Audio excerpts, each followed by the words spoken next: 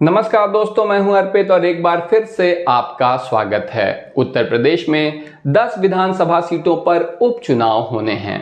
यही वजह है कि समाजवादी पार्टी और भारतीय जनता पार्टी लगातार एक दूसरे पर हमलावर नजर आ रही हैं। भले ही इस समय उत्तर प्रदेश में भारतीय जनता पार्टी की सरकार है, लेकिन पिछले लोकसभा चुनाव में ये बात शीशे की तरह साफ हो चुकी है कि इस वक्त भारतीय जनता पार्टी प्रदेश में न केवल 2 नंबर की पार्टी है, बल्कि 2027 के विधानसभा चुनाव में सत्ता में वापसी करती नजर नहीं आ रही है। इसी कारण से न केवल डिप्टी सीएम केशव मौर्य यहां पर लगातार मुख्यमंत्री योगी आदित्यनाथ की सार्वजनिक रूप से आलोचना कर देते हैं, बल्कि एनडीए के जो सहयोगी दल हैं वो भी भारतीय जनता पार्टी की मुश्किलें बढ़ाते नजर आ रहे हैं।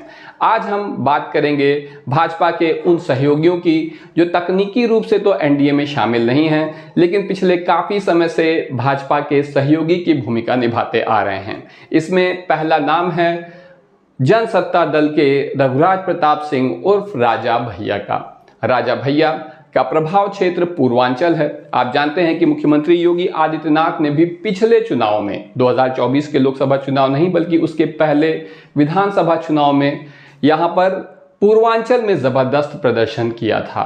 2019 के लोकसभा चुनाव में भी भाजपा ने बहुत ही अच्छा प्रदर्शन किया था, इसी वजह से उसको इतनी अधिक सीट मिली थी। लेकिन अब पूर्वांचल में ही समाजवादी पार्टी के राष्ट्रीय अध्यक्ष अखिलेश यादव ने पिछले लोकसभा चुनाव में भारतीय जनता पार्टी और मुख्यमंत्री योगी आदित्यनाथ को बुरी तरह से पछाड़ दिया है।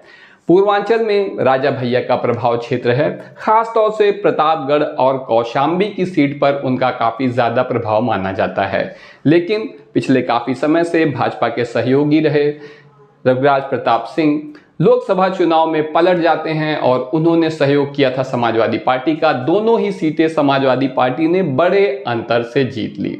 इसके पीछे वजह यह बताई जा रही है कि राजा भैया ने भांप लिया है कि भारतीय जनता पार्टी के साथ उनका कोई भविष्य नहीं है, क्योंकि भारतीय जनता पार्टी एक तरफ तो सुशासन की बात करती है, कानून व्यवस्था की बात करती है, दूसरी तरफ वो सहयोग भी चाहती है राजा भैया का, लेकिन उन्हें अपने गठबंधन में शामिल करने को तैयार नहीं है, क्योंकि उसे लगता है कि इससे भारतीय जनता पार्टी की छवि खराब हो जाएगी। राजा भैया चाहते थे कि उन्हें प्रतापगढ़ और कौशाम्बी की सीट दी जाए, कम से कम उनसे सलाह करके अपने प्रत्याशी भाजपा उतारे, लेकिन भाजपा ने ऐसा कुछ भी नहीं किया। नतीजन राजा भैया ने यहां पर समर्थन किया समाजवादी पार्टी का। परिणाम आपके सामने है और आने वाले समय में भी वो लगातार समाजवादी पार्टी का समर्थन करने जा रहे हैं। इस उपचुनाव में भी करेंगे और आने वाले विधानसभा चुनाव में भी करेंगे। तो इस तरह से भारतीय जनता पार्टी ने एक महत्वपूर्ण सहयोगी खो दिया है।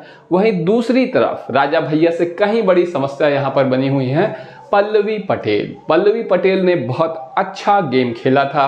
2024 के चुनाव के ठीक पहले समाजवादी पार्टी के राष्ट्रीय अध्यक्ष अखिलेश यादव पर आरोप लगाया कि वो पीडीए से धोखा कर रहे हैं। आपको बता दें कि पीडीए के स्लोगन पर ही, पीडीए के नाम पर ही समाजवादी पार्टी चुनाव लड़ रही थी। ऐसे में निश्चित रूप से ये प्रयास था समाजवादी पार्टी के राष्ट्रीय अध्यक्ष की छवि खराब करने का ठीक चुनाव से पहले, लेकिन ऐसा हुआ नहीं।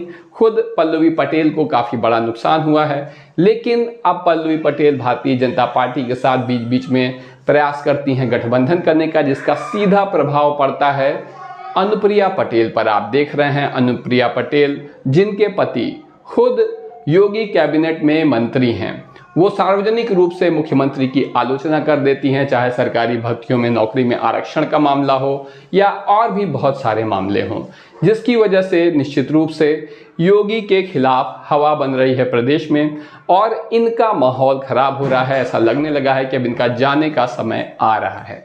दोस्तों, इस बारे में आपका क्या कहना है हमें कमेंट सेक्शन में ज़रूर बताएं। क्या पूर्वांचल में सेंध मारने में सफल होंगे अखिलेश?